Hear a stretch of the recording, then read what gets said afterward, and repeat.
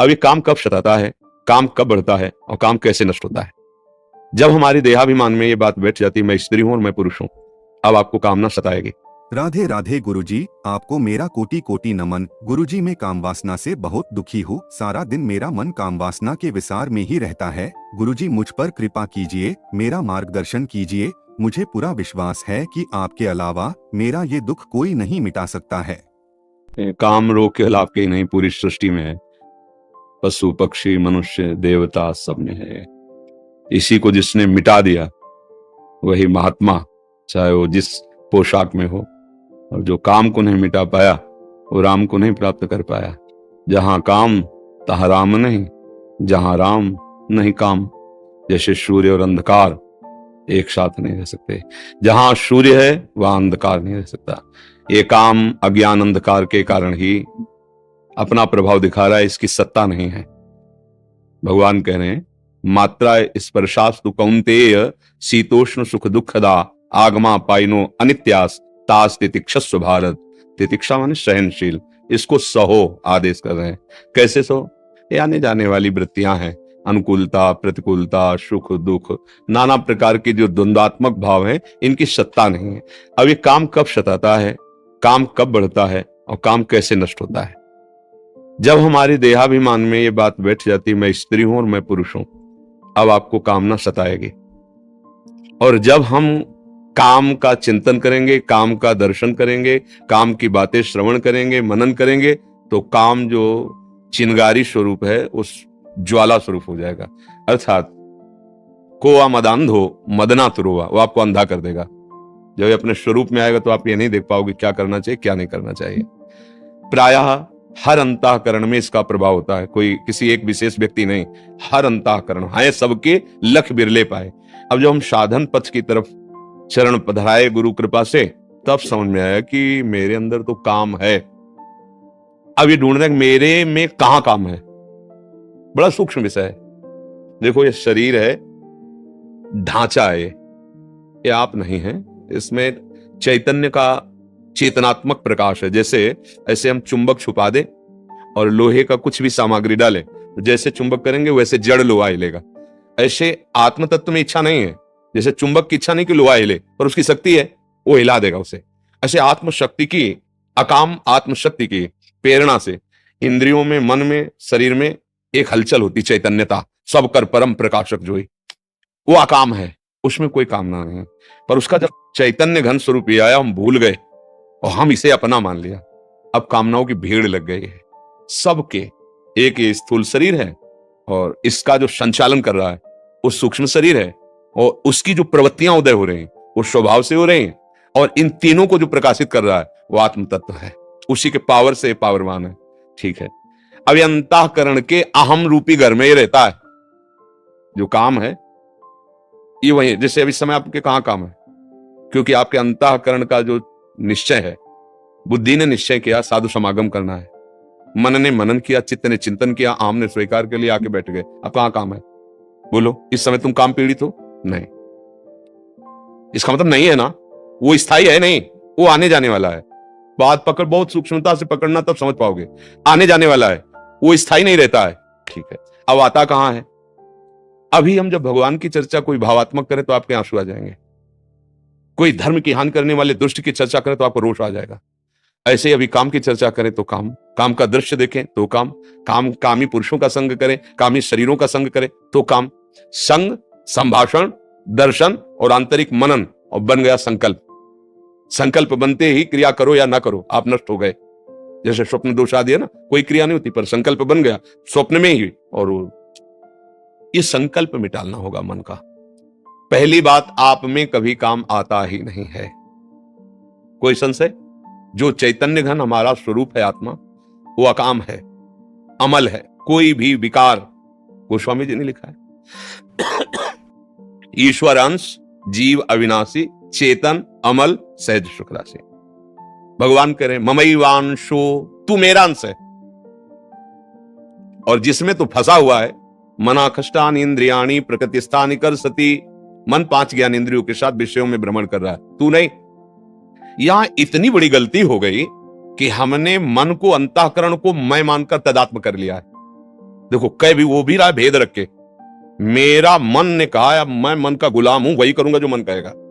मैं मन नहीं निकला, वहां भी वो वर्णन कर रहा भेद, पर भाव में वो तदात्म हो गया है। बस भैया जब तक ये तदात्म वाली बात समझ में नहीं आएगी तब तक कोई जादू टोना औषधि नहीं पैदा हुई कि तुम्हारे काम को मिटा दे। बहुत सूक्ष्मता से समझा, ये काम आदि दोष औषधियों से नहीं मिटते, ये अध्यात्म से मिटते हैं। अज्ञान नष्ट होने पर ही कामना का नाश हो जाता है। जब आप ये समझ गए कि काम मेरे में नहीं, ना था कभी, ना है और ना रहेगा, पक्का तुम्हारे में काम नहीं है, काम है अंतःकरण में, और उसकी क्रिया होती है इंद्रियों में जो स्थूल शरीर में दिखाई देती है। अंतःकरण में तदात्म होने के कारण हो रहा है। अब आप हमें गंदी चीज दें और हम आपसे ना लें, नाराज हो जाओगे, थोड़ी देर बुरा भला बोलोगे, चले जाओगे, और आप हमें गंदा नहीं कर पाओगे। ये मन जब तक जीता नहीं जाता, जीता माने इस पर विजय प्राप्त नहीं की जाती, तब तक हमारा सबसे बड़ा दुश्मन हमारा मन है। इससे बड़ा कोई त्रिभुवन में दुश्मन नहीं। आप देख लो, एक क्षण में ऐसी क्रिया करा देता है 5 मिनट की, पूरा जीवन जेल भोगो। जिसको मैं माना है, जिसको इतना प्यार किया है, वही तुम्हारा नाश करा देता है। इस मन में और हम में बहुत अंतर है।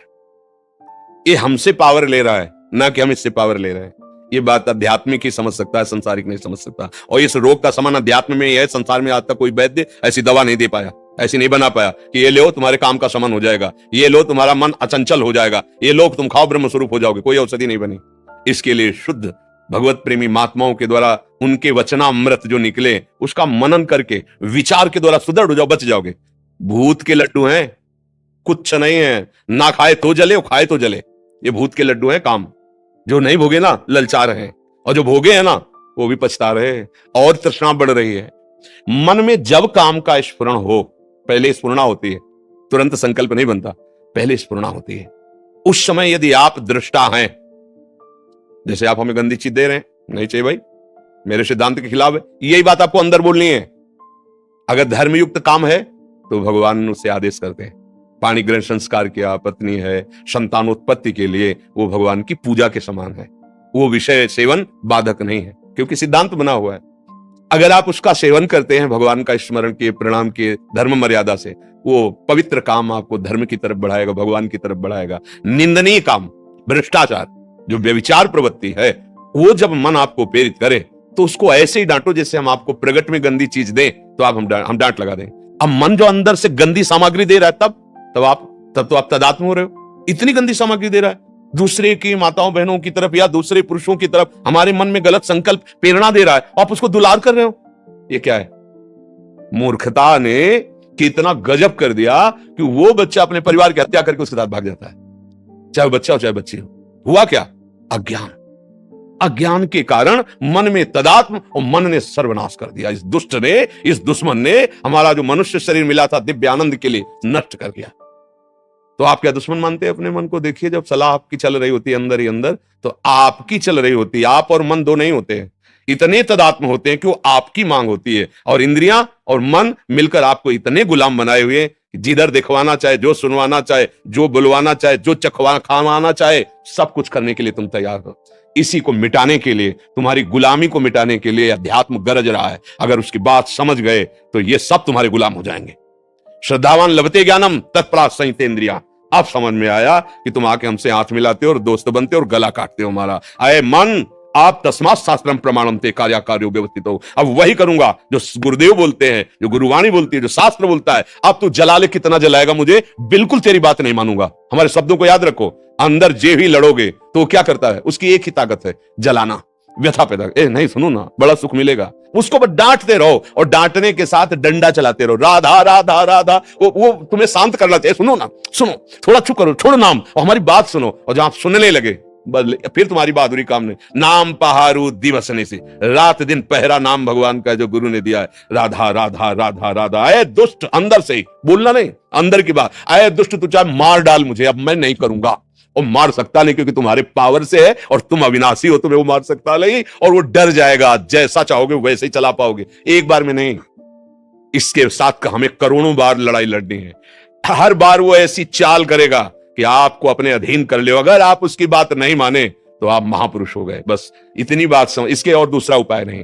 अभ्यास और वैराग्य, नाम, गुण कीर्तन, वाणी कीर्तन, ये हमारा रक्षक है। और वैराग्य की बहुत बार भोगा है। अगर काम है और आप गृहस्थ हो, पत्नी है या पति है, तो धर्म पूर्वक वो एक मर्यादा बनी हुई है, और नहीं है तो फिर आपका जो मार्ग है फिर उसी मार्ग पे चलो। मार्ग से गिले तो नष्ट कर देगा ये काम, बिल्कुल मतलब आप समझ लो कि ये पैर छुएगा, क्या क्या नाटक करेगा, फिर भी वो गंदा काम करेगा। इसके जैसा नीच, ये अज्ञानियों का तो दुश्मन है ही, लेकिन ज्ञानियों का भी नित्य वैरी है। बड़े बड़े बुद्धिमानों को अपनी चपेट में लेकर के और फिसला के ऐसी जगह रौंदता है कि फिर लगता है अरे ये क्या हो गया, ये क्या हो गया। एक गलती पूरे जीवन को मिटिया मेट कर दे। इस दुश्मन से सावधान।